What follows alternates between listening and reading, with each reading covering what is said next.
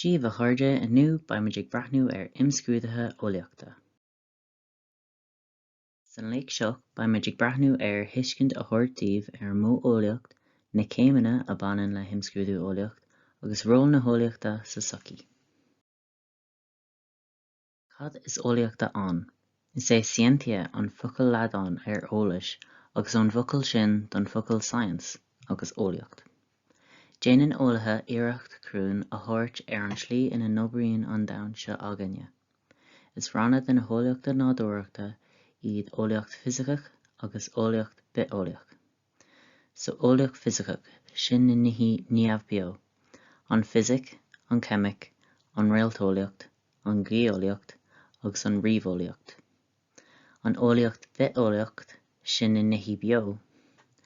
Tá luamh-eolaíocht agus stadar plandaí agus zoo-eolaíocht sin stadar ainmhithe.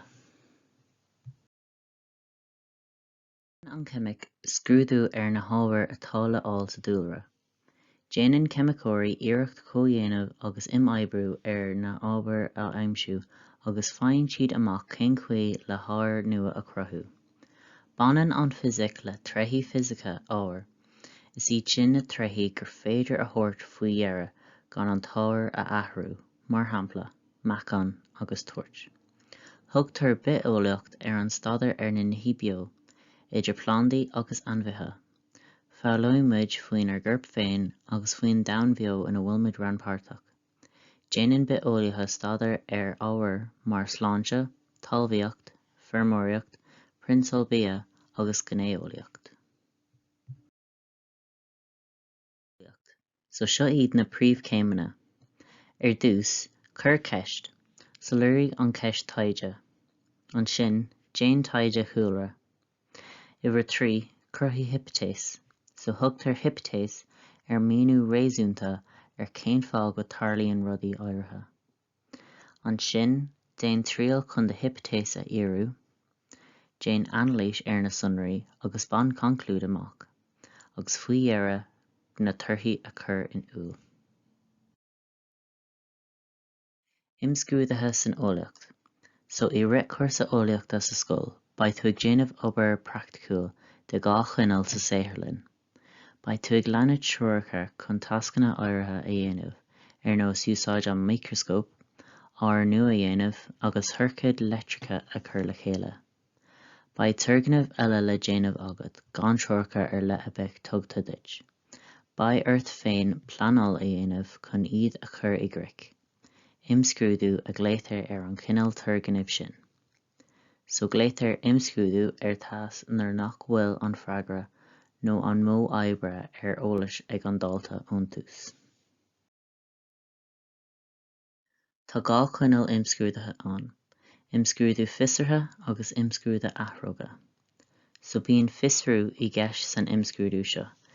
Déanann stadar eolaíoch na éachtra nó ábhar áirithe agus scríobhtar tuairisc na torthaí.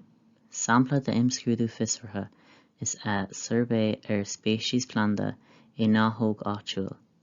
I rith an imscrúdú bhéifí ag siúil go ndéanfá stadar gnáthóg áitiúil agus go scríobhá tuairisc an uair faoi ceanteadal áirithe. Tugtar athróg an rud a athraíonn agus gur féidir é a thomás. Sampla de imscrúdú áthracha is fisriú ábhar difriúla chun tíoslóir fuama is fearr aimsiú. Feicfimid an gceist sin anois chun carú leat imscrúdú i ndáil le hathróg a chur i gcroic.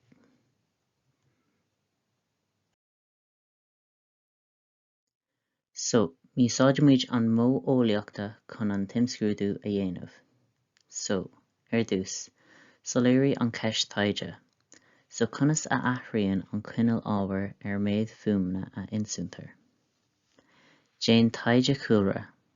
Féidir gur fáilíonn fá conas go úsáidtear an scála decibel chun leibhéal fuaimne difriúla a chur i gcomparáid. Ceap hipótéis. So béidir gur thugtú faoi dheireadh go níos líon an fuaim an tráchta las muo má gúnann tú an fuinneog.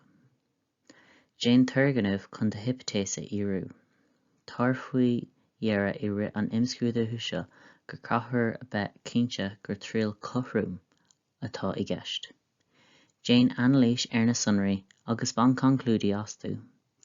Féadfaí torthaí ar an turganamh a achraimar agus í tabla nó í bhfoirm barthart. Torthaí a chur in úl, so torthaí a scríobh í doras saothairlinn nó póstóir ag taispeántas eolaíoch. Seo iad cúpla de na uirlisí saothairlinn agus a núsáidí. So tá éascara, seastán tríchosach, trilledán, phleas buachnar, boréid, pipéid, phleascán conaill, tonadóir, racha trilledá,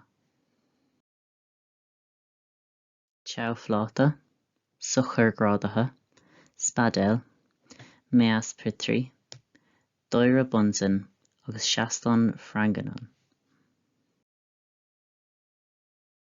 So, cumarsáid san eolaíocht, taide a dhéanamh atá éireannach don topic. Foinsí eolais difriúla a meas. Gléitar foinsí príomha ar na bun foinsí eolais. Sonraí príomha an gléitar ar na sonraí sna foinsí príomha. Inis is arís, déanann eolaithe staidar ar ábhar atá folsathe ag eolaithe eile ar thápaigh áirithe. Gléitar foinsí thanaisteacha orthu sin, agus tá sonraí thanaisteacha le fháil iontu. Cuireann eolaithe a cuid taide in úl do eolaithe eile agus don phobal.